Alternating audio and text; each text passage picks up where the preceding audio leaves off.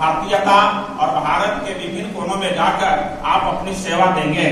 सेवा से मेरा तात्पर्य सिर्फ और सिर्फ सर्विस से नहीं है, अपितु जहां कहीं भी रहें आप अपनी दशा दिशा और आचरण से अपना वह चीज बना करके रखेंगे कि आपका स्कूली शिक्षा कहाँ से हुई है, आपकी वह शिक्षा कहाँ से प्राप्त की है।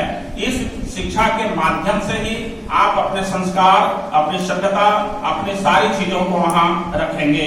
अतः कहा जा सकता है कि आप अपने आप को एक निखार के रूप में आप अपने को वहां प्रस्तुत करेंगे और फिर आपके साथ इस आरटीसी कॉलेज का, RTC B Ed college, RTC high school, RTC जितने भी हैं उन सबों का भी नाम आपके नाम में जुट जाएगा। अतः आप सिर्फ और सिर्फ आप ही नहीं हैं, अपितु आपके साथ पूरा संस्थान है। इसलिए मेरे प्यारे बंधु बांधव सभी विद्यार्थी, आपसे मेरा कहना होगा कि आप वह चीज करें जिससे आपका तो नाम हो ही साथ आपके शिक्षकों का, आपके इस स्कूल और फिर महाविद्यालय का भी नाम हो, ऐसा कार्य करेंगे।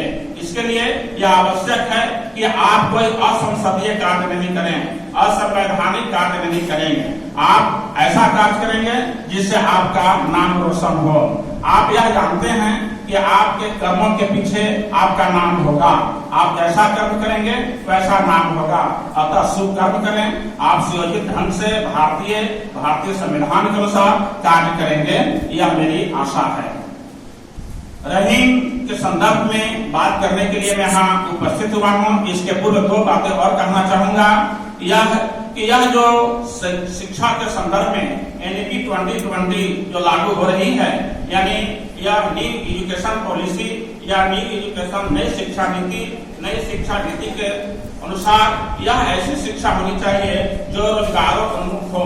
रोजगारोन्मुख से मेरा तात्पर्य यह है कि बच्चे पढ़ करके अच्छी शिक्षा प्राप्त करके अथवा उच्च शिक्षा प्राप्त करके बेरोजगार न रहें, बल्कि उन्हें नौकरी नहीं मिलती हो या कहीं कुछ भी नहीं मिलती हो तो ऐसी कला उनके पास हो जिसके कारण से अपने रोजगार का, रोजी रोटी का स्वयं जुगाड़ करें, साथ ही साथ वे दूसरों को भी प्रेरित करें। यह एक जैसे उदाहरण के लिए मैं बताना चाहूंगा कि कलाओं का आपके पास होना चाहिए।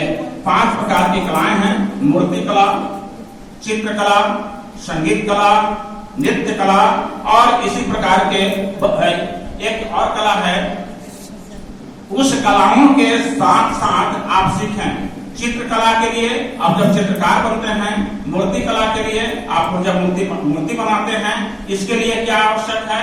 कोई जरूरी नहीं है कि बीएड करने के पश्चात, एमएड करने के पश्चात आपको वह कला सिखाएं, बल्कि एक कहीं भी सुदूर विदेश में, गांव के किसी भी क्षेत्र में जब कोई कुंभ का काम करता है, कुंभ यानी कुम्हार जो घड़े बनाने का काम करता है, जो तरह तरह की मूर्तियां बनाता है, और उनको जरूरी नहीं है कि वे स्नातक पास हो या स्नातकोत्तर कर लें या फिर उनमें कोई डिग्री हासिल हो, वे साक्षर हो सकते हैं। साक्षर होने के पश्चात यहाँ हर स्कूल में उन्हें बहाली होनी चाहिए, इसलिए कि उन्हें घड़ा बनाने की कला, सुराही बनाने की कला, मूर्ति बनाने की कला, तरह तरह के गुड़िया बनाने की कला उन्हें प्राप्त हो सके।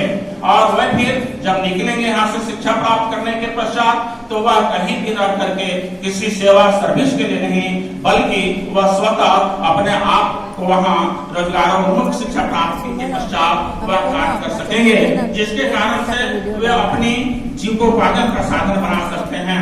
इसी प्रकार से चित्रकला हो या संगीत कला हो या नृत्य कला हो या वास्तुकला हो या वास्तुकला से संबंधित अन्य कलाएं हैं, उन कलाओं का भी यहाँ बच्चों में वह भरना चाहिए और वह बच्चों को सिखाना चाहिए।